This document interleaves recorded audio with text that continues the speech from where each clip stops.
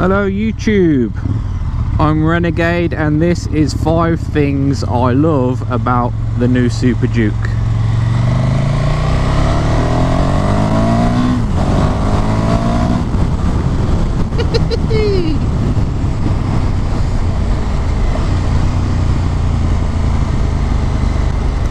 Right, number 1 on the list has got to be the looks.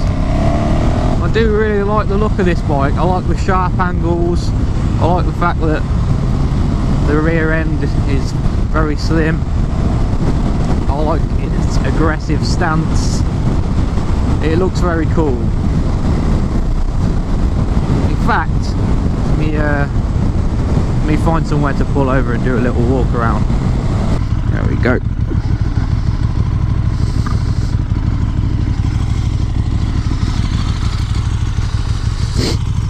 Check that out. That is pretty cool. That's nice.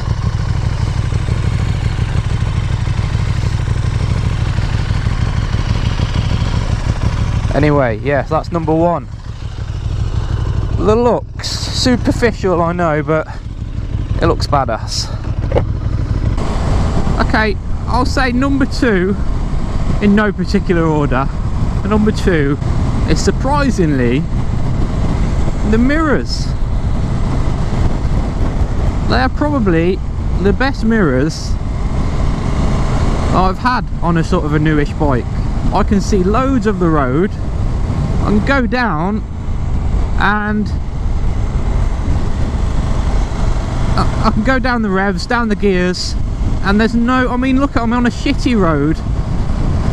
There's no vibration in those mirrors at all.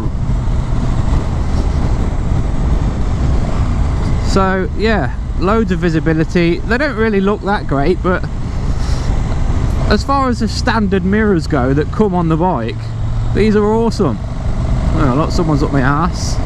Oh, bit of torque, bit of torque. That's good fun. Oh, he's up my arse again. Oh, he wants to race. Oh, I can't race. I'm doing a YouTube video. I'm only on number 2. Can you see that guy in the Mercedes behind me? Anyway. Alright then, number 3. The third thing that I love about this bike is the keyless start.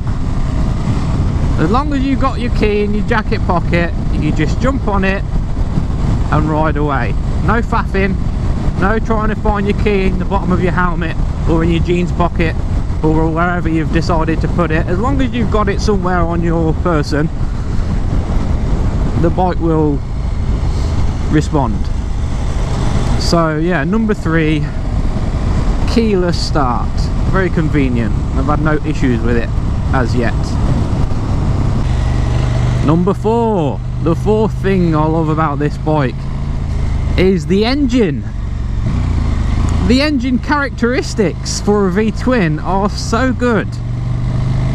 You know, the V-twin bikes that I've rode in the past, and even the first generation of the Superduke, because this is the 2nd generation. The first generation of the Superduke had loads of engine braking when you get off the throttle, or when you, even when you would just adjust the amount of throttle that you had on. Loads and loads of engine braking. This, I mean, look at, I'm coasting. There's not that much engine braking. I'm in 2nd gear at 30 miles an hour. Okay, 2nd gear. I can even go to, look, 3rd. Look at that, 3rd at 23 miles an hour. It's not lumpy. I'm not touching anything. It's buttery smooth. I mean, it's nearly stalling and it's smooth as you like. So the beast is actually quite easy to ride at low speed and at high speed. Well, with this screen the high speed is okay because the wind is not on you as much, so you don't feel it. But yeah, I like the engine. It's got bags of torque. It gets you down the road like a scolded cat, but In the slow stuff, you can short shift it everywhere in the town, and there's no lumpiness, no twitchiness. It is just lovely. So the engine is a bit of a peach. That's number 4. Okay, the 5th thing that I like about this bike. Now, people say, right, when you buy a bike like this, a big 1290cc beast, that fuel consumption shouldn't really be one of the key points that influence you buying the bike. And I agree to some extent, right? But for me, the 5th point that I like about this bike is that I can get out of this bike, well, I can get 160 miles out of a tank. Okay, when you fill up,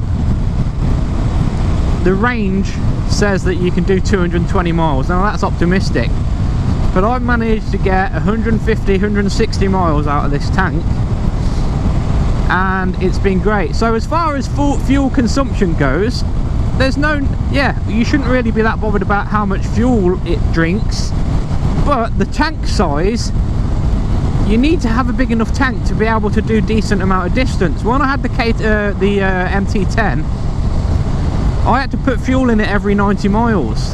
I wasn't bothered about how much fuel the bike was using. I was just annoyed that it couldn't hold enough fuel to make it less of an inconvenience when having to fill up.